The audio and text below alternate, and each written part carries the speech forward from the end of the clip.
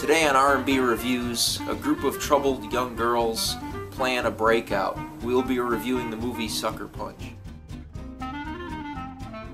Hey everybody, this is Rob. And I'm Dave. And thank you for watching R&B Reviews. Today we're going to be reviewing Zac Snyder's new movie, Sucker Punch, from Warner Brothers Pictures, about a girl named Baby... Well, she's not a girl, she's a young woman named Baby Doll who is sent to live in a mental institution by her stepfather, and there she and a group of girls figure out to try to create a plan to break out of it. So, Dave, what was your opinion on Sucker Punch? I enjoyed this movie immensely. It was exciting, it was sexy, it was just the made-up battle sequences were exciting.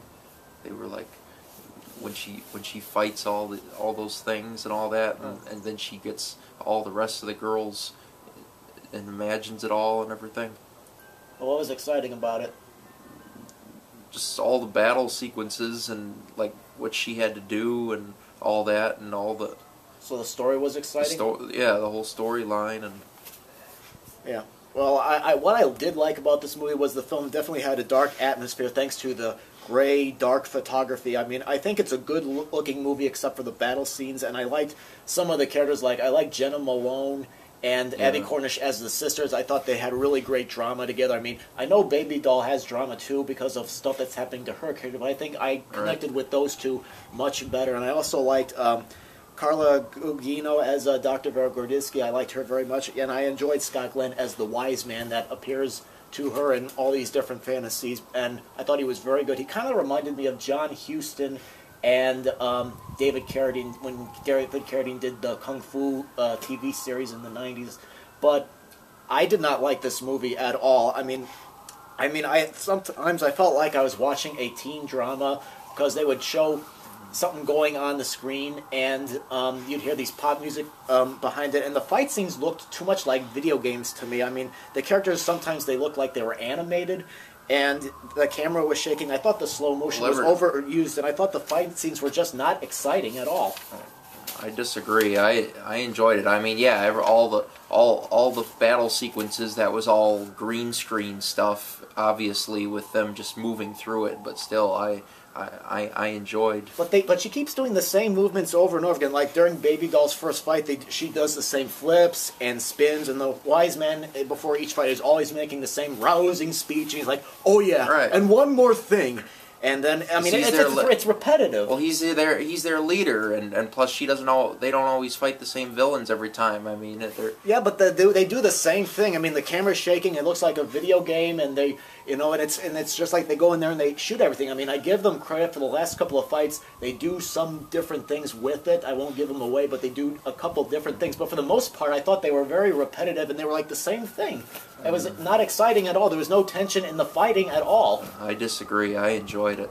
Well, yeah, I was on the edge of my seat. I really liked it. Yeah, plus I think sometimes the effects were there just to say, "Oh, look at all the cool things we can do." It looked good on the big screen. No, I don't think they looked good on the big screen at all. They probably looked better on a small screen playing the video game. I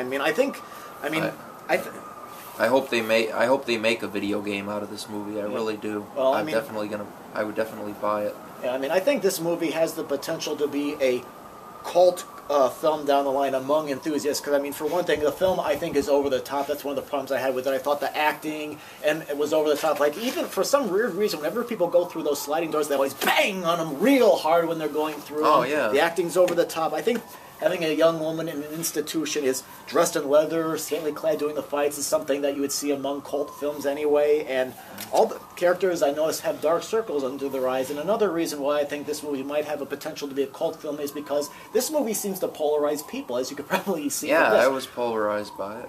No, polarizing, meaning some people like it and some people real hate it. They'll either really get into it or they'll really hate it. So far, I've read a bunch of reviews from critics as well as ordinary moviegoers, and people, that's the impression I'm seeing to getting. People either really get into it or they really hate it. I really got into it. Yeah, so. I know, but I mean, I just think this is going to be a cult film on that level. Plus, one thing I noticed is this movie, it cost $82 million, I read, to make, and it's only, so far opening weekend, it made $19 million, so it's not doing very well. A lot of cult films don't do very well in theatrical release, but they still have that strong, cult following on video.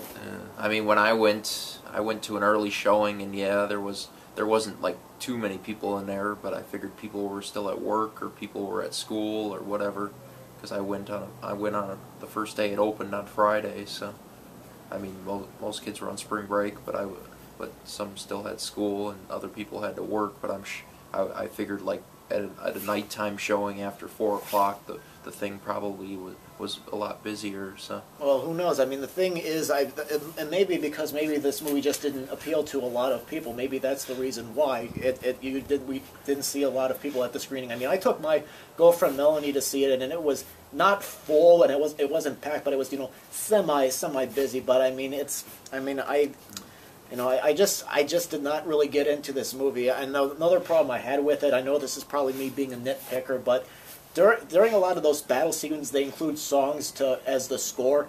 Some of them really don't go with the images on screen. A lot of times when they use a movie song for a soundtrack, either the lyrics or perhaps the speed of the song, the tempo of it, goes with the picture very well. But here, like for example, they do White Rabbit, a cover of it where it's about drugs, it's about drugs, and and it doesn't go well with the scene. I think it was in the fight where they're in the helicopter. I think I might be wrong. It was the fight where they were.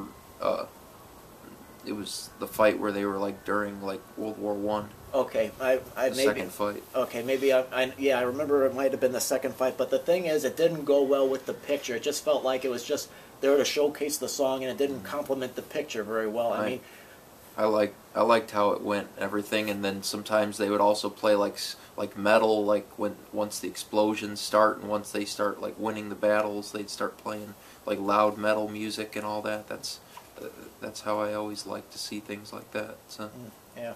Well, I guess we can agree to disagree. So obviously, you're giving this movie a C. And you really liked it. Definitely. Okay. Well, who are you going to listen to, me or him? Anyway, seriously, go ahead and leave your comments about the movie, what you thought of it, whether you liked it or whether you didn't like it, and thank you very much for tuning in.